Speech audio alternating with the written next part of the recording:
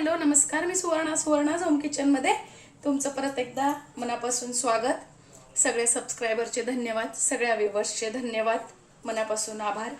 मी आज तुम्हाला खूप छान अशी रेसिपी दाखवणार आहे, सगळ्यांना आवडणारी, ती म्हणजे बटर पनीर मसाला आणि त्याबरोबर खाण्यासाठी रोटी।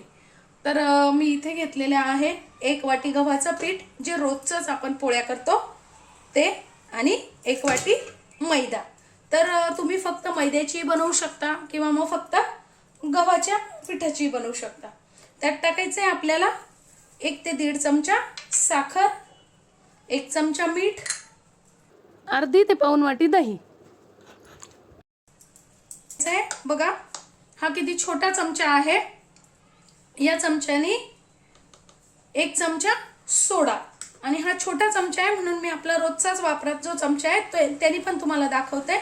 अर्धा चमचा आपला जो याचा सोडा आहे तो टाटाचा वगैरे कुठलाही तो सोडा, इथे मी इनो वापरलेला नाही आहे, लक्षात घ्या।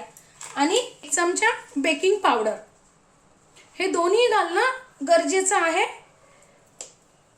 पहिले दह्यातच मिक्स करायचं आहे, आणि आपण जशी पोळीला कणिक भिजवतो ना तशी आपल्याला छान सैल नाही करायचा आहे गोळा खूप, आणि खूप घट्टही नाही, मीडियम मध्ये जशी पोळीला भिजवतो ना तशी सेम कणिक आपल्याला इथे भिजवून घ्यायची। बघा खूप घट्टही नाही आणि मऊ पण नाही, असा मीडियम असा छान गोळा मी तयार करून घेतलेला आहे। आता आपल्याला तो एक अर्ध्या तासासाठी मुरायला ठेवायचा आहे, तोपर्यंत आपण पनीरची भाजी करायला घेऊ। झाकून ठेवायचं आहे, नाही तर मग ओल्या कपड्यामध्ये तुम्ही ठेवला तरी चालेल, नाही तर मग असं झाकून ठेवायचं आहे आपल्याला। पनीर मसाल्यासाठी मी इथे घेतलेले आहेत ग्रेव्हीसाठी 2 टोमॅटो। 2 टोमॅटो छान आपल्याला रफली चॉप करून घ्यायचे आहे। थोडंसं मी इथे घेतलेलं आहे 1 ते 1.25 इंच आल्याचा तुकडा।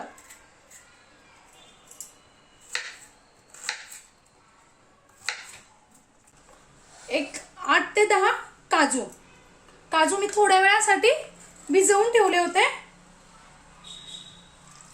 हे काजूचं पाणी टाकून नाही द्यायचे, कारण मी धुवून मग काजू भिजत टाकलेले होते। हे काजूचं पाणी आपल्याला भाजीत नंतर टाकायचं आहे।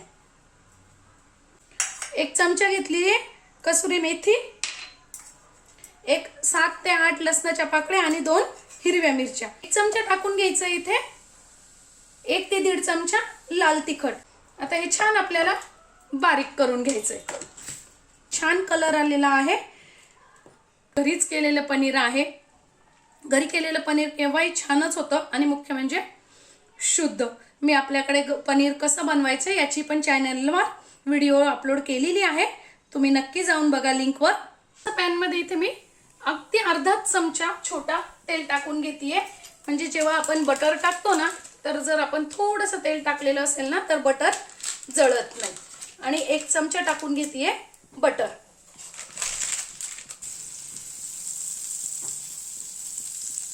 आपल्याला पनीर छान फ्राय करून घ्यायचंय। थोडीशी हळद, म्हणजे खाताना पनीर छान लागतं।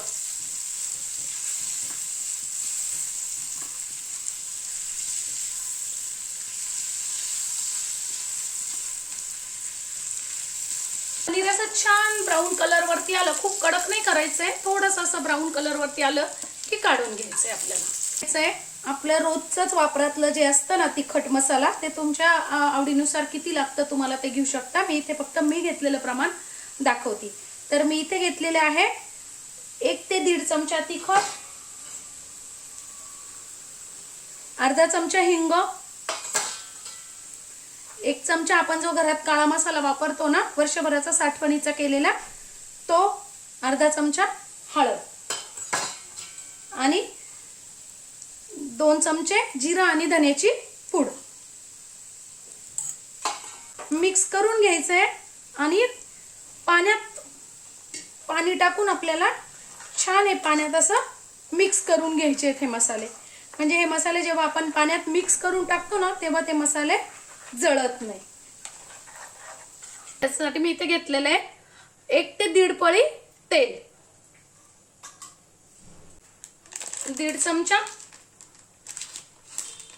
दीड ते 2 चमचे घेतलेले आहे बटर, ते 2 वेलदोडे, एक छोटा दालचिनीचा तुकडा, 2 लवंगा आणि तेजपत्त्याचा छोटा तुकडा घेतलेला आहे, कारण तेजपत्त्याचा खूप जर घेतला तर वास जास्ती येतो, म्हणून 2 लवंगा, एक छोटा दालचिनीचा तुकडा आणि 2 वेलदोडे, एवढेच खडे मसाले मी ते घालून घेणार आहे.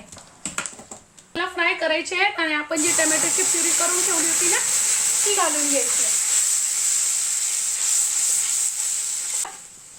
तिखट घातल्यामुळे छान कलर येतो. तेल सुटेपर्यंत आपल्याला छान हे परतून घ्यायचे. करून ठेवलेले आहेत पाण्यात ते टाकून घ्यायचे आणि छान आता आपल्याला तेल सुटेपर्यंत ग्रेव्ही परतून घ्यायची. आता मी 1-2 कांदे छान चिरून घेतलेले आहेत. ते जे आपण बटर मध्ये जे पॅन मध्ये पनीर फ्राय करून घेतलेलं होतं त्यात मी 2 कांदे छान फ्राय करून घेणार आहे. कांदा आता मी तो कांदा ग्रेव्हीत घालून घेणार आहे.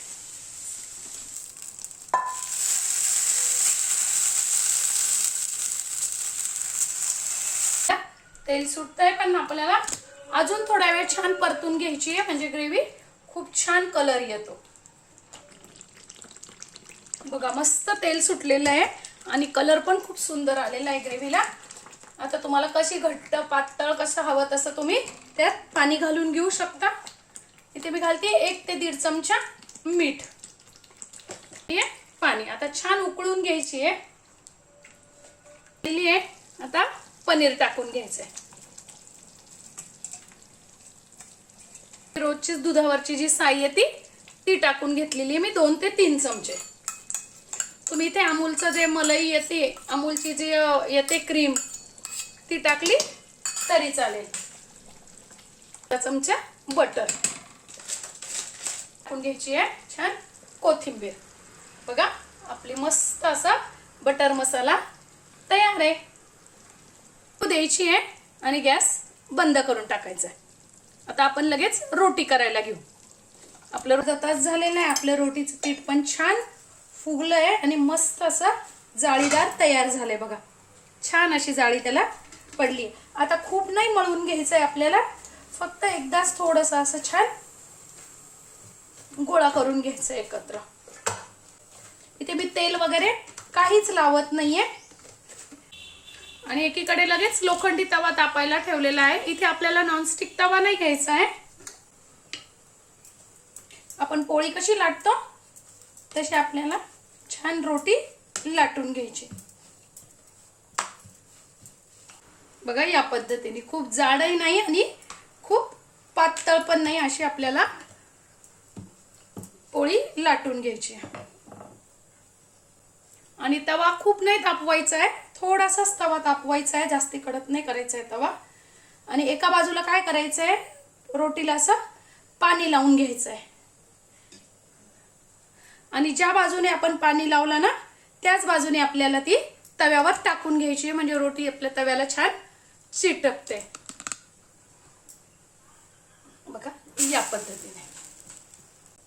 यावर तुम्ही काळे तीळ, कलंजीही लावू शकता. आमच्याकडे प्लेन आवडते म्हणून मी प्लेनच रोटी केलेली आहे. बघा छान असे बुडबुडे रोटीला येतात. ते थोडीशी अशा हाताने प्रेस करून घ्यायची आहे टाकल्यानंतर, म्हणजे रोटी छान चिटकते तव्याला. इथे लोखंडी तवाच घ्यायचा आहे तुम्ही, आणि असा दांडीचा असेल तर जास्ती चांगलं, म्हणजे आपल्याला रोटी दोन्ही बाजूनी छान भाजता येते. तर एका बाजूने अशी छान भाजली की तवा आपल्याला काय करायचा आहे, या पद्धतीने गॅसवर उलटा धरायचा आहे आणि याही बाजूने आपल्याला रोटी भाजून घ्यायची आहे. आपली रोटी तयार आहे.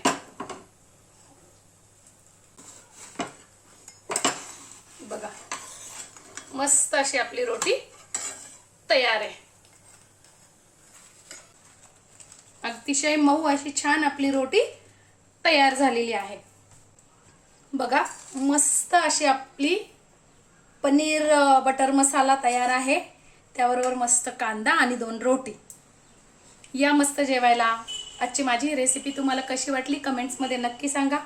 चॅनलला लाईक, सबस्क्राईब आणि शेअर करा. धन्यवाद.